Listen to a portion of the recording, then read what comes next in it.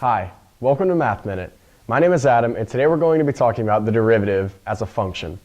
So what we've been doing up until now is estimating derivatives at certain points. We've been finding the slopes of the tangent line at certain points. So let's just do a quick review.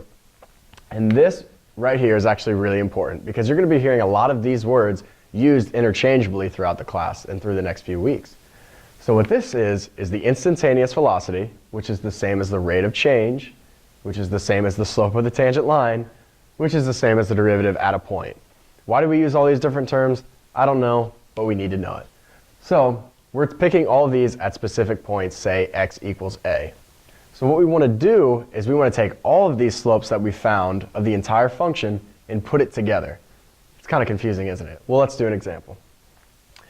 First of all, let's talk about this new notation, f prime at a, or of a.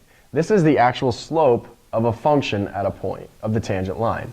Or I could use the derivative at a point. And that's what this says, the derivative of f of x at x equals a. I know there's a lot of terms getting thrown around, but that's why this is actually really important, because you need to be able to be sitting in class and hear rate of change at a point, and know that's the same as instantaneous velocity, and so on. Well, let's start doing this problem.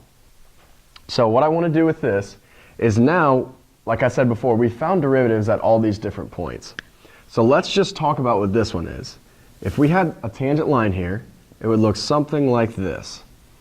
Now this has some slope value. We can't really estimate it. We could take a guess. So let's just say this equals 2, because it actually does, but we know it's positive, so let's just assume that it's true.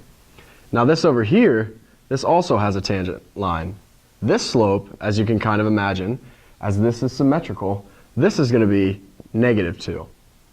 Now, this is the function f of x equals x squared, and we've just estimated two slopes. This one, which will actually get really important later in the class, is a straight line. So what we can say the slope is on that is m equals 0. So now this is the most important part of understanding the derivative as a function. This is an x value, this is a y value. We were used to saying the ordered pair would be 1, 1 of this function. Well, now let's take this x value and connect it with this 2 value, which is the slope.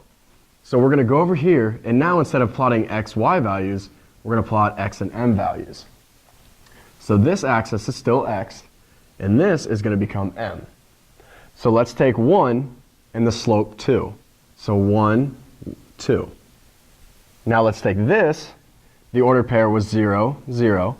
This one gets kind of confusing. We want to take the x value and the m value. So 0, 0. Now this is the last one. This ordered pair would be -1, 1.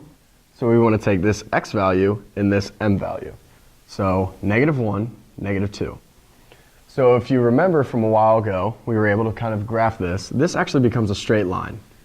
In this function, f prime of x equals 2x. Now what this is the derivative. This plots every possible slope of tangent lines of this function. So let's take just one example real quick. Let's say I went to x equals 1/2. Now if I were to draw a tangent line right here, up until now we'd have to estimate this slope. We'd have to guess, and we'd say m is maybe 1. Well, let's verify that now. If we took this 1/2, plugged it into this function, this would give us a value of 1. So what this does is this function, this derivative function, can tell us the slopes at any point. So we can go all the way as far as we want down infinity, or down the x-axis, and we can get the value of the slope of the tangent line. So what the derivative of a function does is it takes all the possible slopes, compiles them together, and makes a new function. And the important thing to know is that this derivative function gives us slopes, and the original function will give us actual values, practical values.